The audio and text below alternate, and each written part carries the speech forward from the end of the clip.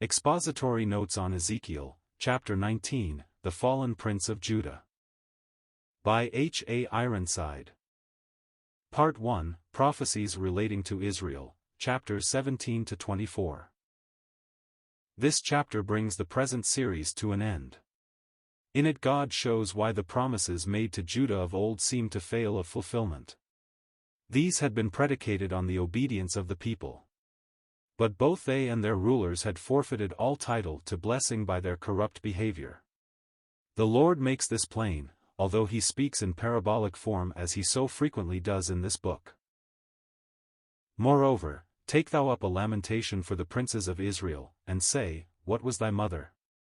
A lioness, she couched among lions, in the midst of the young lions she nourished her whelps.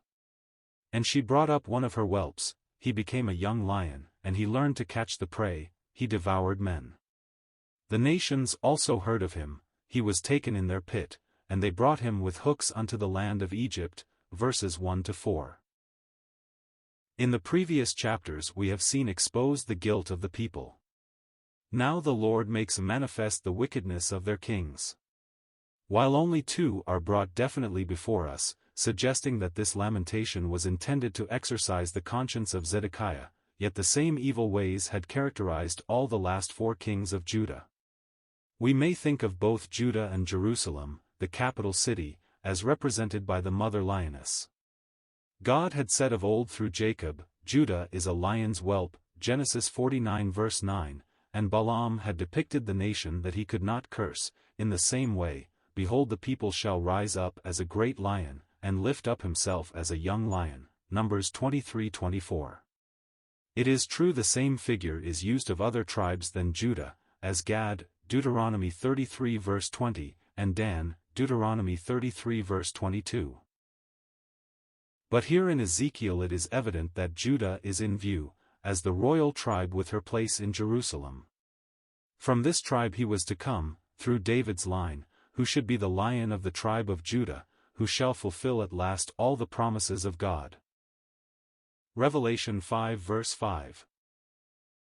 Upon the death of the godly king Josiah, his son Jehoahaz, or Shallum, as he is otherwise called, was crowned king in his father's stead. He is the young lion spoken of here. But he proved to be an unprincipled weakling, and was taken captive by Pharaoh Necho and carried down to Egypt, never to return to the land of Palestine. Now when she saw that she had waited, and her hope was lost, then she took another of her whelps, and made him a young lion. And he went up and down among the lions, he became a young lion, and he learned to catch the prey, he devoured men.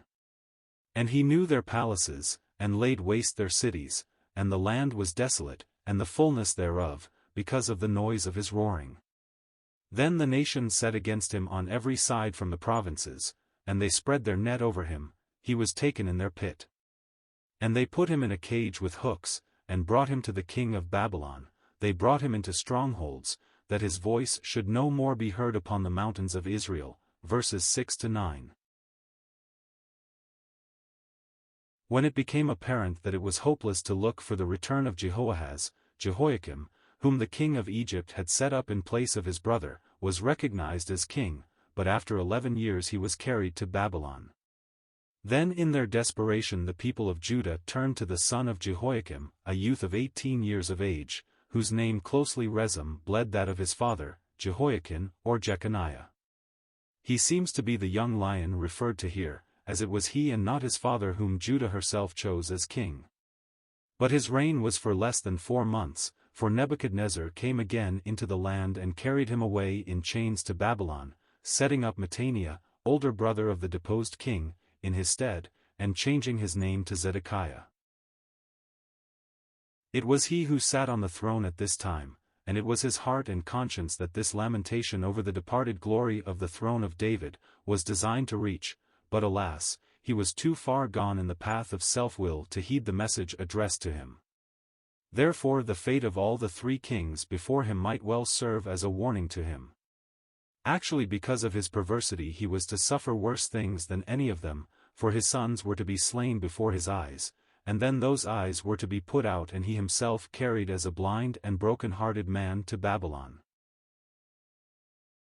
Thy mother was like a vine, in thy blood, planted by the waters, it was fruitful and full of branches by reason of many waters.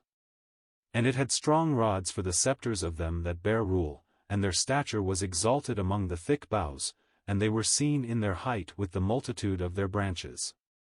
But it was plucked up in fury, it was cast down to the ground, and the east wind dried up its fruit, its strong rods were broken off and withered, the fire consumed them. And now it is planted in the wilderness, in a dry and thirsty land. And fire is gone out of the rods of its branches, it hath devoured its fruit, so that there is in it no strong rod to be a scepter to rule. This is a lamentation, and shall be for a lamentation, verses 10-14.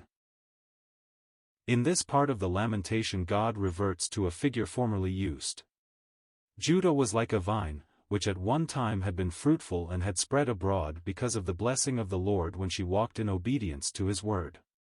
So rich was her fruitage that she is represented as a great vine with many spreading branches, supported by strong rods that the clusters of grapes might be properly harvested. But a change had come about because of her revolt from the law of God. She had chosen the path of self-will, and so the surrounding nations were permitted to destroy her branches, and the east wind of adversity wrought havoc with her fruit. Now she was as a broken, withered vine planted in the desert where all was waste and dry. Moreover, the fire of judgment had devoured the rods and the branches until at last there was no scepter to rule. The last of her kings was about to go into captivity, and she should never know again a king of David's line until he shall come, whose right it is to reign, our Lord Jesus Christ, who shall yet sit upon the throne of his father David and build again the tabernacle of David that is fallen down. The departed scepter may seem to be in contradiction of Genesis 49 verse 10, the scepter shall not depart from Judah, nor a lawgiver, or the ruler's staff, from between his feet, until Shiloh come, and unto him shall the gathering of the people be. But here it is evidently the tribal scepter, not the royal scepter, that is in view. Judah remained a distinct and separate tribe until Shiloh, the Prince of Peace, came the first time, only to be rejected. Jacob's prophecy shall have its complete fulfillment when he comes again and the people shall gather together unto him, owning him as their rightful king.